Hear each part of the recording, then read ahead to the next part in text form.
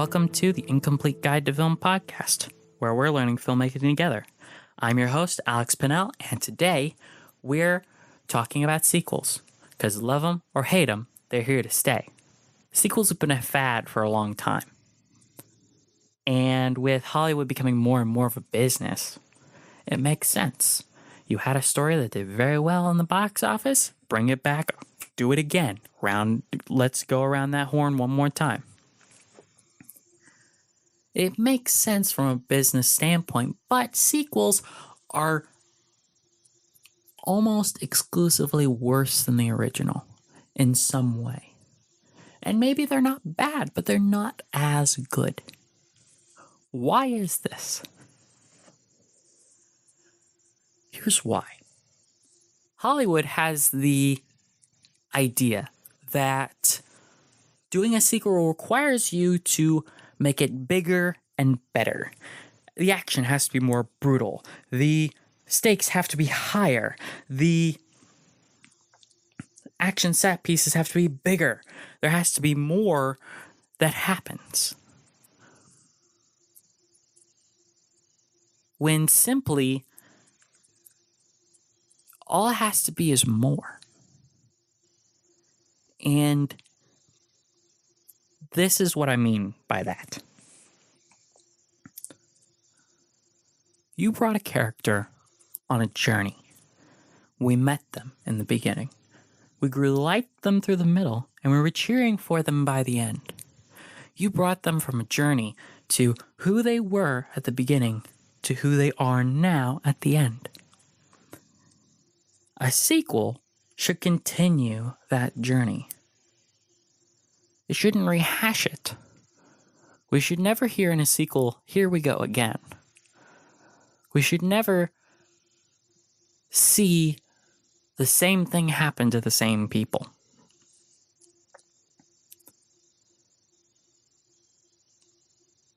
Because there's no character progression in that. And really, when you break it down, film is about the characters. Not even necessarily a storyline. The storyline is to service the characters.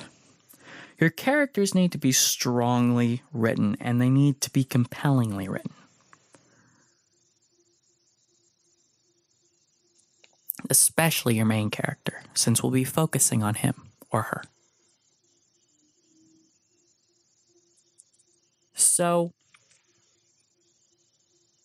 you should bring the person that person was at the end of the first film, or the previous film, and bring them on another journey.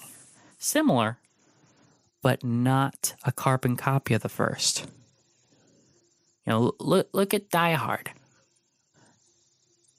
Die Hard has 5 sequels of gradually reducing quality. Where he's going and he's doing basically the same thing.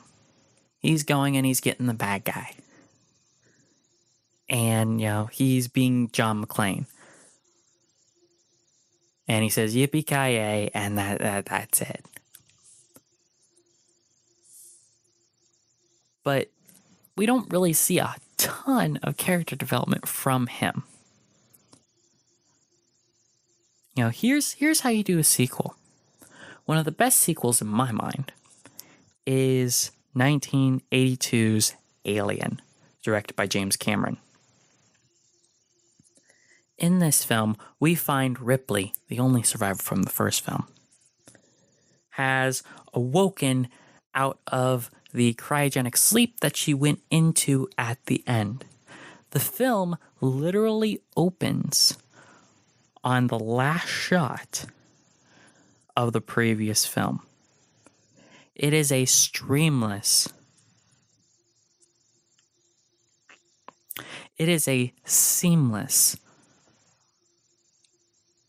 continuity.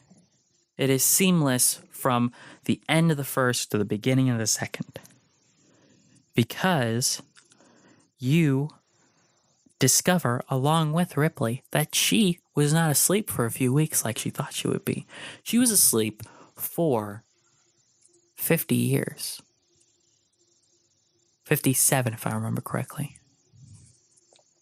And the previously undiscovered planet that she and her crew found in the first film is now colonized, and her daughter had died at 66 when she left her at 11. She died at 66 or 63. I can't remember necessarily the right age, but her daughter died an old woman, never seeing her again. And all these things have changed. And it feels very fish out of water because she has a very unique experience that she just went through. You know, she just experienced it, went to sleep, and she woke up and everything's different.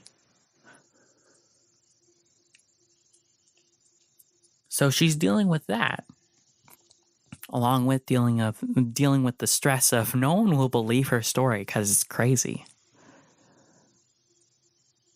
You know, the planet that she says is such a horrible place that brought this horrible creature onto their ship is colonized. People have been living there happily for 20 years and haven't complained. They say that in the film. And she's dealing with the fact that no one believes her. She has no one to really interface with, to really understand her. And she's alone. So she ends up getting taken along on this adventure that she doesn't want to go on. And she attaches herself to the little girl that they rescue at the colony that inevitably falls into trouble. And I believe it's her dealing with her own fear and her own grief over losing her daughter. She appropriates the motherhood role over this little girl, Newt, that they find. And there are aspects of bigger and better. You know, there's more aliens. There's 127 or so. So there is an aspect of bigger and better. But really what makes it a good sequel, because it could have been very forgettable. What makes it a good sequel is that there's character development. We see Ripley continuing on her journey, where she deals with the issues that she came out of the first one with. And she builds herself a new life out of this vacuum that she found herself placed in. And I think that's one of the reasons that Alien 3 was received so badly. It was because we had grown to love those characters, and then they unceremoniously killed them off in the opening scene of the film. And it was very jarring. And you know, the film itself felt like it didn't know where to go from there. So it just kind of rehashed the first one. You know, it was a very typical sequel, and it wasn't very well received.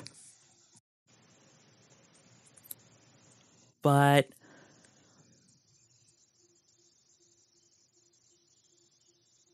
you know, sequels can be great because they can bring you deeper into these characters. You know, The Dark Knight is incredibly good. It's a very good sequel because it brings you deeper into the story.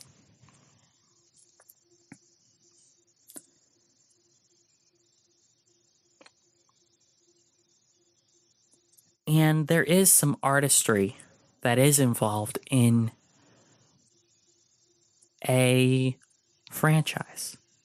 You know, I think that there can be art involved in writing a series of stories. I think that writing a series of stories is maybe looked down upon. People especially in the independent community, tend to go, well, I don't like those, sequels. I like, just these one single films because they're better. Because we're so used to Hollywood trying to pump all the money that they can out of a franchise without worrying about quality. They've been on a sequel / reboot / remake bender for 30 years. RoboCop is a good example. That film series has 4 films. It has 1, 2, 3, and a remake. 3 of those films are unnecessary. There's not enough story there to really go past 1. You get that one story, and then that's about it. And if you watch the other 3 films, I think you'll agree they don't do very well in telling another story. It's just RoboCop's back at it again, and he's doing it, and that's not what you want for a sequel. But we don't need another RoboCop or Point Break or Nightmare on Elm Street or Ghostbusters. The fact that they're remaking Ghostbusters is a travesty on itself. Because you can't get that magic mix again. You can't get the amazing chemistry of the cast and just the perfect mixture that they got again. And since we're talking about sequels, Ghostbusters 2 proved that. You can't have character progression when you lock them into the same thing. Everybody had kind of quit between 1 and 2. And then, they had to come back and do it again. And it was very it was the same kind of story. There's this ghost thing, and it does ghost things, and they have to stop it doing ghost things because it's all bad. It's not really useful. It's another story, but it's not as great because you're not taking your characters on a journey.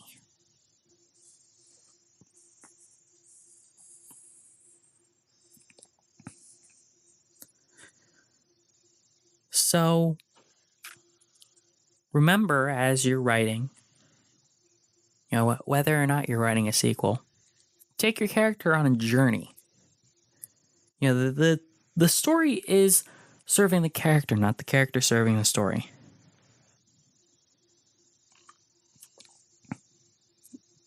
Everything should be molded around your characters, and your characters should take the most time writing and the most planning. And the most delicate care. And if you plan a sequel, if you write a sequel, then take them on another similar but different journey. Taking them from where they were to a new place where they are. Good day and good filmmaking.